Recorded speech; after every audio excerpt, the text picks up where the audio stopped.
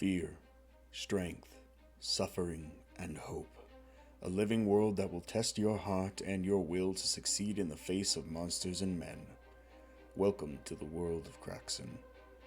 Long ago, after the elemental planes were locked away from the material planes, the gods walked amongst their people, teaching and guiding them.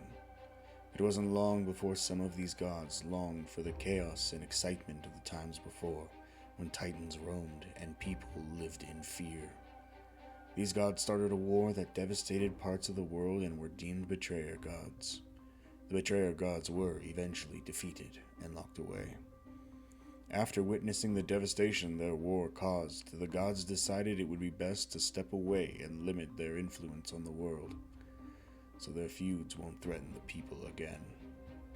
This led to centuries of unguided experimentation and discovery, leading to the belief that mortals didn't need the gods and could even gain the power to challenge them. They were right about one thing. One woman, whose name was wiped from every text and even the minds of those that knew her, managed to transcend her human limitations and challenged a god of death, and won. She then took his mantle as goddess of death and fate, now known as the Raven Queen. Her ascension caused a panic amongst the gods, as many did not like the idea of being usurped by mortals, while many mortals charged with reckless abandon towards the goal of godhood. This led to brilliant discoveries in magic, including airships, weapons that could destroy mountains, and men made of metal.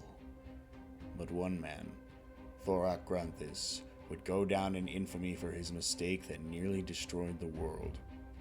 He pursued godhood, unaware that his actions were being subtly guided by a betrayer god.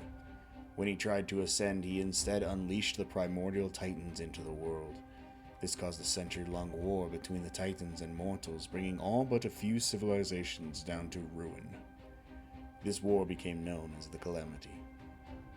The Calamity tore through the land, sinking continents, decimating forests, and turning deserts to glass. Many secrets of the old world were lost to the Calamity, and so mortals were forced to start again. 800 years later, and the world is still savage and untamed. Krentish. Some lands may not have been touched by the Titans, but they were devastated all the same. During the Calamity, dragons, monsters, and demons from the Underdark ravaged this land and its people. Civilizations that stood for nearly a millennia were torn down to rubble, and the dwarves were nearly wiped out. Until a band of heroes chosen by the gods led the people against these evils. Known as the Archborn, these heroes were believed to be born with God's blessings flowing through their veins. They wielded powerful magics and weapons that this world has yet to see again, and they could survive blows that would tear any other mortal in two. They slayed the greatest evils and led their people to reconquer the continent. They guided their people with strength, honor, and integrity. That was a long time ago. The Archborn are gone, and almost entirely forgotten. The nation that has sprouted from their efforts are cruel and corrupt beyond what their ancestors could have foreseen. Greed, envy, racism, and trafficking have become all too common in these lands. Luckily, there are those who would stand against these evils. Maybe even a few new Archborns. Or maybe they're just a bunch of lucky dumbasses. I suppose we'll find out.